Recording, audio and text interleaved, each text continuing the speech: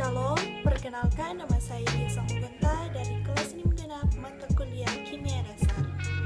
Pada kesempatan kali ini, saya akan membahas materi tentang ikatan kimia, ikatan ion, dan ikatan kovalen. Secara garis besar, ikatan kimia yaitu sebuah ronde fisika yang bertanggung jawab dalam interaksi gaya tarik-menarik selang dua atom atau molekul yang menyebabkan satu senyawa diatomik atau poliatomik dijadikan stabil. Ikatan kimia merupakan gaya yang mengikat dua atom atau lebih untuk membuat senyawa atau molekul kimia. Ikatan itulah yang akan menjaga atom tetap bersama dalam suatu senyawa yang dihasilkan. Makin kuat ikatan kimia yang terjadi, maka akan semakin stabil senyawa yang dihasilkan. Sebaliknya, semakin lemah ikatan kimia yang terjadi, akan semakin tidak stabil senyawa yang dihasilkan dan dapat mengalami reaksi lain untuk membuatnya lebih stabil. Albert Gsell dan Gilbert Lewis merupakan orang pertama yang telah berhasil dalam menjelaskan bagaimana ikatan kimia dapat terbentuk.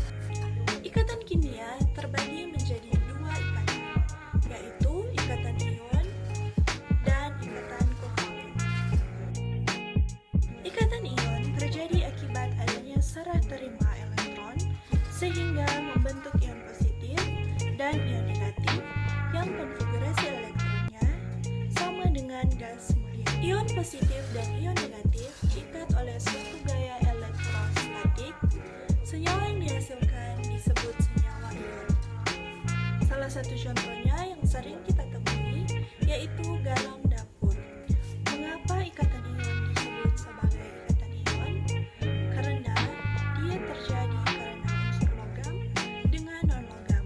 Bisa juga disebut ikatan kation dan anion.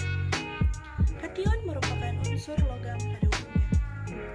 Tabel periodik unsur logam terletak pada golongan 1A. Ikatan kovalen terjadi ketika ada pemakaian elektron ikatan secara bersama. Ketika ikatan kovalen terjadi, maka kedua atom yang berikatan tersebut akan tertarik pada pasangan elektron yang sama. Contoh ikatan kovalen terjadi pada atom H2. Ikatan kovalen terjadi karena ikatan unsur non-logam dengan non-logam. Syarat terjadinya ikatan kovalen yaitu terjadi antara unsur-unsur non-logam. Selanjutnya terjadi jika perbedaan keelektronegatifan antara unsur-unsur yang berikatan kecil. Ikatan kovalen dapat dibedakan menjadi tiga, yaitu berdasarkan banyaknya elektron yang digunakan saat kedua atom berikatan, yaitu ikatan tunggal, ikatan rangkap dua, dan ikatan rangkap tiga. Apa itu ikatan kovalen tunggal?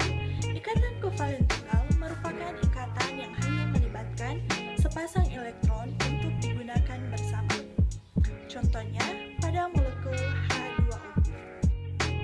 Kovalen rangkap 2 adalah ikatan yang masing-masing atomnya memberikan sumbangan dua elektron valensi untuk membentuk dua pasang elektron ikatan. Contohnya adalah O2 dan CO2. Ikatan kovalen rangkap 3. Ikatan kovalen rangkap 3 merupakan ikatan yang terjadi antara dua atom yang melibatkan 6 elektron ikatan dalam satu ikatan kovalen. Contohnya adalah molekul N2 dan asetilena.